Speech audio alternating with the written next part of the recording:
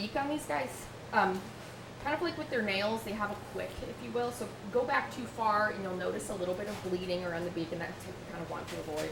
Although in situations like where there's malalignment of the beak, sometimes we have to kind of, that's the lesser of two evils that we have to work with. But with Kiba here, you can see he's got a pretty long upper beak, the rampant beak, so we're just going to bring that down just a little bit so that it's easier for him to eat. Well, mainly just not put my eye out. Yeah, that should destroy the house. The molding on the walls. He doesn't do that. He just lets you try to poke my eye out. Just remember, he's supposed to have a bigger beak. Yeah. I'm really just going to blunt that tip there. Now, when we're doing beaks, usually you can very easily hold that beak shut like this, and then you don't have to worry about your fingers getting in there. But with him, he's a Cape parrot, and they do, like Sarah said, have a naturally kind of more recurved, larger beak. So we're just going to take this tip down just a little.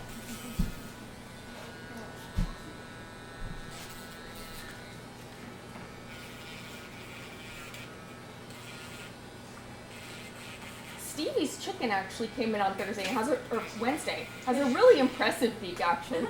It's a pretty good scissor beak that it's had its whole life, so the top and the bottom don't touch together like this, and therefore the bottom bill is pretty darn overgrown, but the chicken seems fine. Is that what you did with that famous? Yeah, I was going to see if there was a way that I could maybe realign those better without having to go in and raise the mandible and set it a good place. And it was like the jaw was perfect, so I didn't want to do anything to disrupt that. So as long as she was eating well and doing fine, I was just going to leave Walnut alone. Kiba's so chill. Let's keep this one down. There we go. We're almost done, buddy. So is it like you just kind of follow that darker part in there? Yep. Yeah, and it's really easy to see with Kiba, and you'll notice with other ones it's maybe not that easy. But there's a couple things that you can look for to see if you need to take that beak down, and I'm sure that some of the ones that come in here will have some to use as an example. So beak and nails? Yes. And if you've done cat or dog nails, you know how to do a bird nail. The only difference is that their feet are really strong, so it's going to be harder to get access to that and maintain. Yeah. And I guess she was told clamp their.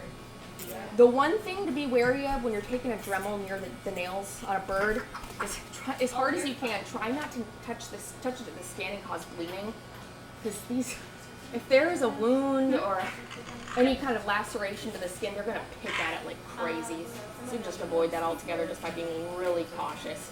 But it usually it runs with a deep color, like my dogs. And again, just like cats and dogs, there's a quick to it too. The main issue is they like to connect their feet together And do you guys want to try doing a nail on him? I mean, he's as easy as you'll get. He's a really good bird for this. And yet that way you'll be able to see kind of the strength in those feet and how difficult it is sometimes just to get the toe curl. I'll usually, I put it on high for him because that one's a weak Dremel. Yeah. I did, Probably about the same age, or maybe a little over close to you. She's 20 I years think it old. was this one. So it's still pretty darn sharp. Yeah, we've been with it for 18 years. Anyone that you can get to. Maybe 70. My little friend Laura has Minnesota party. Been down to Florida once. And when did you get her?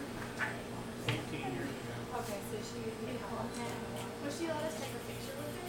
Honey, she'll let you all read about anything you really want. How far back is my nail? What's that? Am I doing it right? You are just right. That's perfect. You got it. Do I just take the tip off? Yeah. Sometimes it's darn near impossible to see quicks on a bird, so sometimes I'll just pull up the tip and just leave it at that, just to avoid giving. Yes, yeah. And that's the biggest problem too when most people are bringing their pets in is they're starting to have those nails dig into their shoulders. So as long as you blunt them, the owner will be comfortable and the bird will still be able to use them the way that they should. But that was basically. Does anybody else want to try some nails on Kiba here? Get him, please. I'm not going to break that. So chill, this is the bird to do it.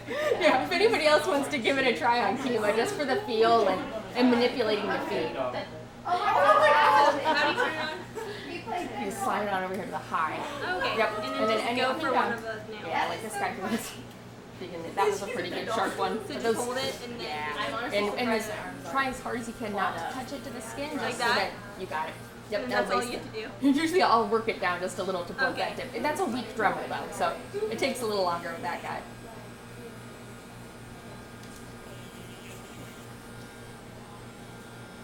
How low do you go?